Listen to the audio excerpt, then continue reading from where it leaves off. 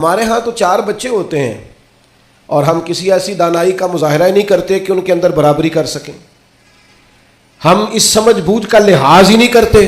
ہمارے ایک استاد تھے تو وہ اکثر کہا کرتے تھے، جن کو پڑھانے کی ڈیوٹی لگاتے ان سے کہا کرتے تھے کسی طالب علم سے چڑ نہ جانا، اسکول کے، کالج کے، مدرسے کے کسی بچے سے چڑ نہ جانا. تم اگر کسی سے چڑ گئے تو اس کا مستقبل خراب ہو جائے گا. ایک شخص بادشاہ تھا، اس نے خواب دیکھا. خواب میں دیکھا کہ اس کے سارے دانت ٹوٹ گئے. اس نے ایک معبر کو بلایا، تعبیر کرانے والے کو. اس سے کہا اس کی تعبیر کیا ہے؟ اس نے کہا جناب اس کی تعبیر یہ ہے کہ آپ کے سارے رشتہ دار آپ کی زندگی میں فوت ہو جائیں گے. اب وہ بادشاہ اتنا ناراض ہوا، اس نے تعبیر کرنے والا بھی قتل کروا دیا. اس نے کہا وہ بھی کوئی زندگی ہے جس میں نہ بھائی ہو، نہ بہن ہو، نہ بچے ہو، نہ بیوی ہو، نہ ماں ہو، نہ باپ ہو، مروا دیا. ایک اور آدمی تعبیر کرنے والا تھا پر وہ دانا بھی تھا. اس کو بلایا اور بلا کر بادشاہ نے کہا میں نے خواب دیکھا ہے، خواب میں میرے سارے دانت ٹوٹ گئے، تعبیر بتائیں. تو وہ کہنے لگا بادشاہ مبارک ہو، اس کی تعبیر یہ ہے کہ اللہ تعالیٰ خاندان میں سب سے لمبی عمر آپ کو عطا فرمائے گا. بادشاہ نے اسے انعام دیا، کہا تو جیتا رہ، کیا تو نے بات کی ہے.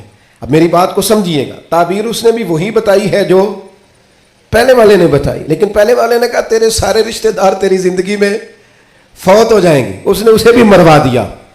بات اس نے بھی وہی کی ہے، لیکن بات گرچہ بے سلیقہ ہو کلیم، پر بات کرنے کو سلیقہ چاہیے. آپ بے سلیقہ بات بھی کریں پر سلیقے سے تو کریں. کوئی لہجہ ہی نہیں، حکمت ہی نہیں، کوئی دانائی نہیں. دوسرے نے کہا اللہ تعالیٰ آپ کو سب سے لمبی عمر عطا کرے گا. تو بات پھر بھی وہی ہے کہ باقی سارے چلے جائیں گے اور آپ موجود ہوں گے، لیکن اس میں دانائی ہے نا، حکمت ہے نا. فتح مکہ کا موقع تھا، عجیب حالات درپیش ہوئے. اسلام کا جھنڈا حضرت سعد ابن عبادہ رضی اللہ تعالیٰ عنہ کے پاس تھا، بڑے عظیم صحابی. بدر کے موقع پر جس آدمی نے اپنے جذبات سے ماحول گرما دیا وہ حضرت سعد بن عبادہ. ہمیشہ اگلی صفوں میں مجاہدوں کی رہنے والے، مال خرچ کرنے والے، نڈار آدمی. لیکن جھنڈا ان کے ہاتھ میں تھا. حالات کچھ اس طرح کے پیدا ہوئے کہ بعض لوگوں نے مطالبہ کیا ان سے جھنڈا لیا جائے، اور کوئی معقول وجہ نہیں تھی، لیکن بعض اوقات نا حالات ایسے بن جاتے ہیں. اب حضور علیہ السلام کی بارگاہ سے مطالبہ ہو رہا ہے کہ آپ جناب سعد بن عبادہ سے جھنڈا لے لیں. یہ نوجوانوں سے بالخصوص عرض کروں گا کہ علم بھی تبھی بندے کو فائدہ دیتا ہے جب اس کے ساتھ کچھ بندے کو شعور بھی ہو. ہنر بھی تبھی فائدہ دیتا ہے جب اس کے ساتھ کچھ نہ کچھ دانائی بھی ہو. شیخ سعدی فرمایا کرتے تھے 1 من علم ہونا تو سنبھالنے کے لیے 10 من عقل کی بھی ضرورت ہوتی ہے، ورنہ ضائع ہو جاتا ہے سارا. دانائی، تدبر. یہ دیکھیے امی لقبی محبوب سے ہم نے دانائی سیکھنی ہے، تدبر سیکھنا ہے، فہم و فراست سیکھنی ہے. زندگی میں شعور کس کو کہتے ہیں یہ حضور ہمیں سکھائیں گے. کہ جناب حضرت سعد بن عبادہ کو اتارنا ہے. اب بڑے بڑے دانا صحابہ کہہ رہے تھے یا رسول اللہ کوئی ایسی بات نہیں ہے، حالات اس طرح کے ہیں، کیسے یہ فیصلہ کریں گے. تو حضور نے فرمایا کوئی مشکل نہیں، اتار دیتے ہیں، بدل دیتے ہیں، ان سے منصب لے لیتے ہیں. یا رسول اللہ یہ آسان نہیں ہے، کیسے؟ فرمایا ابھی دیکھنا تم. یہ اللہ تعالیٰ نے میرے محبوب کو حکمت کی خزانوں کی کنجیاں عطا فرمائی. نبی کریم علیہ السلام نے فرمایا سعد بن عبادہ جھنڈا دے دیں آپ واپس. اب آپ لشکر کے علم بردار نہیں رہے. انہوں نے بوجھل ہاتھوں سے جھنڈا تھاما ہوا تھا، پریشان تھے کہ کوئی ایسی بات نہیں. جب حضور نے کہا دیں تو وہ غلام تھے. سانو قید سجن دا گہنا ہے، وہ جینجے رکھے ایسا اونج رہنا ہے. انہیں اسی وقت جھنڈا تھما دیا، خوش ہو کے تھما دیا. لیکن یہ میرے محبوب کی حکمت ہے. محبوب نے جناب سعد بن عبادہ سے جھنڈا لیا اور قریب ان کے جوان بیٹے کھڑے تھے، محبوب نے جھنڈا انہیں دے دیا. فرمایا کمان تیرے ہاتھ میں ہے. باپ کا قد اس وقت 10 فٹ زمین سے اونچا ہو جاتا ہے جب اس کا بیٹا اس کی جگہ پہ بیٹھ جاتا ہے. وہ کہتا ہے میری فکر گئی، میں اب بے فکر ہوں. جب انہی کے بیٹے کو وہ منصب ملا تو اب حضرت سعد بن عبادہ کے چہرے کی کیفیت یہ تھی کہ وہ گویا اپنی آنکھوں اور اپنے چہرے سے بتا رہے تھے میں تو خود جھنڈا پکڑ کے اتنا راضی نہیں تھا جتنا اپنے بیٹے کے ہاتھ میں دیکھ کے راضی ہوں. یہ آپ تدبر سیکھیں. میں اپنے نوجوانوں کو دیکھتا ہوں جذباتی مزاج، بھاگتے دوڑتے، بے چین، پریشان، الجھے ہوئے. ابھی میں ملک سے باہر تھا، میرے ساتھ اکثر ایسے ہوتا ہے، بیرون ملک جو لوگ ہوتے ہیں نا وہ زیادہ پریشان ہوتے ہیں پاکستان کے حالات کو لے کر، وہ زیادہ خبریں دیکھتے ہیں. تو ایک صاحب مجھ سے کہنے لگے پاکستان کے حالات، میں نے کہا بالکل ٹھیک ہے، یہ اتار چڑھاؤ ہے، زندگی کے ساتھ چلتا ہے، بے چینی نہیں، بے قراری نہیں، الجھاؤ نہیں، ہر وقت کا اضطراب نہیں، دانائی، تدبر، حکمت، معاملہ فہمی، یہ ہمیں ہمارے رسول پاک نے عطا فرمائی. آپ اپنی زندگی کو سلیقے سے گزاریں، قیمتی بنائیں. آپ اپنے وجود سے بڑا کام لے سکتے ہیں، لیکن کیا ہے، دانائی نہیں ہے، جذباتی مزاج اور جذباتی پن ہماری طبیعتوں کا حصہ ہے. جذباتی فیصلے، جذباتی باتیں. ہمارے دیہاتوں میں چودھری فیصلہ کس کے حق میں کرتے ہیں؟ جو پہلے آ جائے، وہ سچا ہے یا جھوٹا ہے، پہلے گیا ہے، بس انہیں مینوں پہلا آخیا تسی تے آئے ہی نہیں، اسی بات میں فیصلہ دے دیا. دانائی، تدبر، یہ رسول اللہ صلی اللہ علیہ وسلم نے ہمیں سکھایا. امی لقبی ہیں حضور. اور دوسری بات، انسان کے پاس جو سب سے قیمتی چیز ہوتی ہے نا، وہ اس کا کردار ہوتا ہے. آپ نے زندگی میں نقوش کیا چھوڑے، آپ جہاں رکے، جہاں بیٹھے، یہ ایسا تو نہیں زندگی میں کہ یہ 10 دوست پرانے، یہ 10 دوست آج کل کے ہیں اور ان کے درمیان بھی غیبتیں جاری ہیں، بس کام ختم ہونے کے قریب ہے، اور پھر اس کے بعد اور کوئی 4 دوست ہم تلاش کریں گے. اچھے نقوش نہیں چھوڑتے.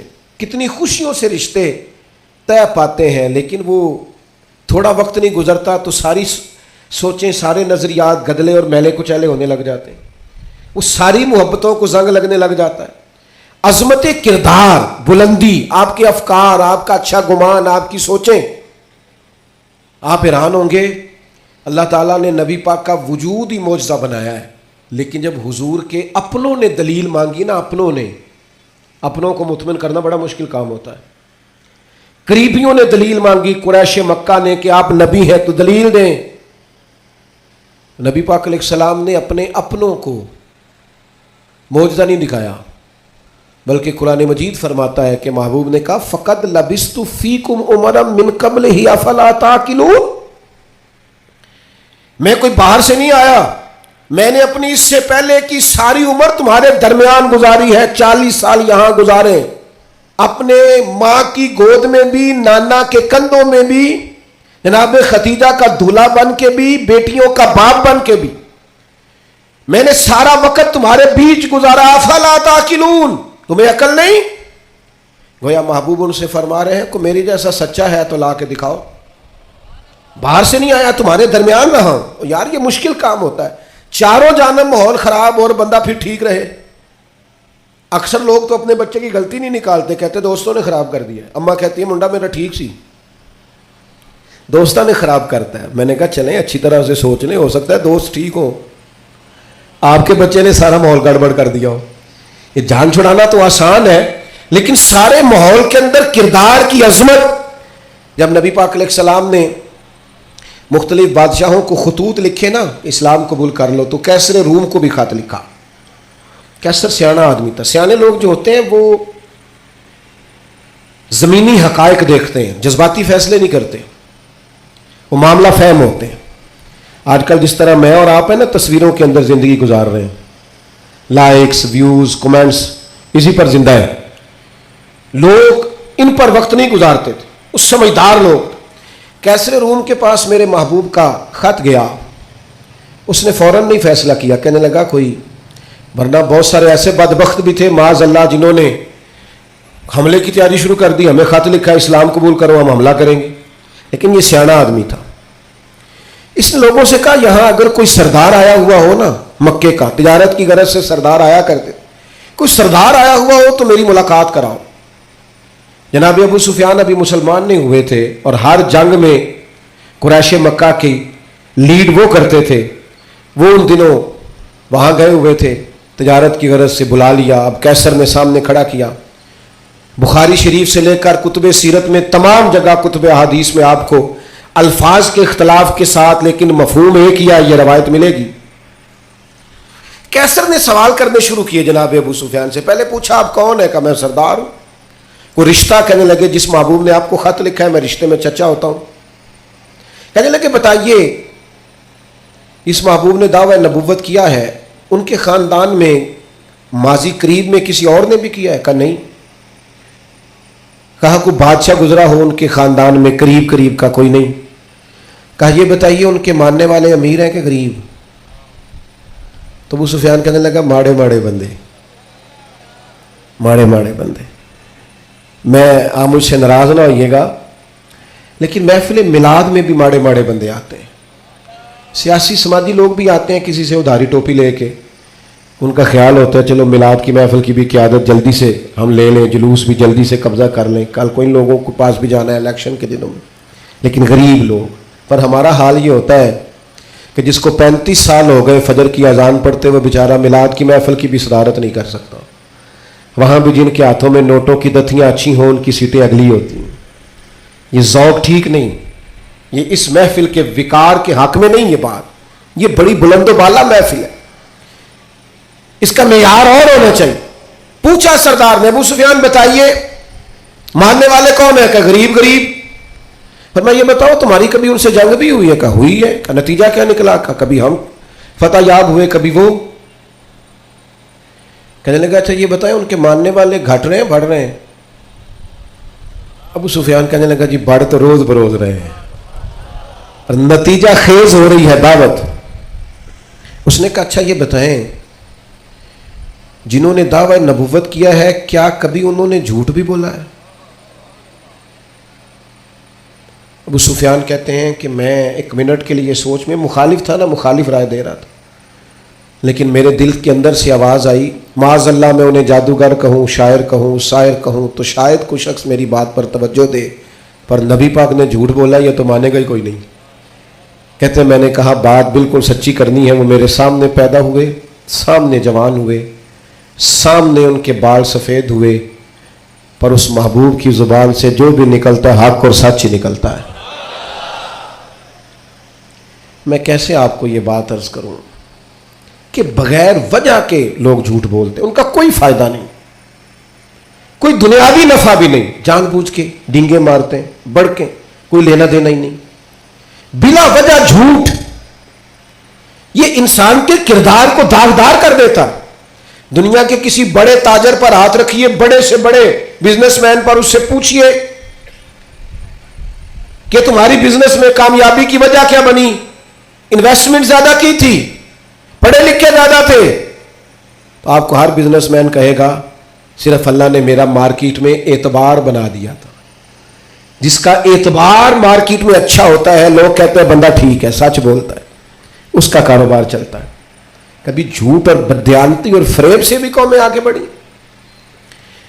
ابو سفیان کہتے ہیں مجھ سے پوچھا، ایک سوال یہ بھی تھا ان سوالوں میں کہ خاندان کیسا ہے؟ تو میں نے کہا خاندان تو قریشی اور ہاشمی ہے، اعلیٰ خاندان محبوب کا۔ تو کہتے ہیں میں نے کہا بادشاہ کو نتیجہ ہی دے، اتنے تو نے سوال کیے۔ تو کہنے لگا نتیجہ تو نکل آیا ہے۔ تم نے کہا ماننے والے غریب لوگ ہیں، تو نبیوں پر ہمیشہ پہلے غریب لوگ ہی مان لاتے ہیں۔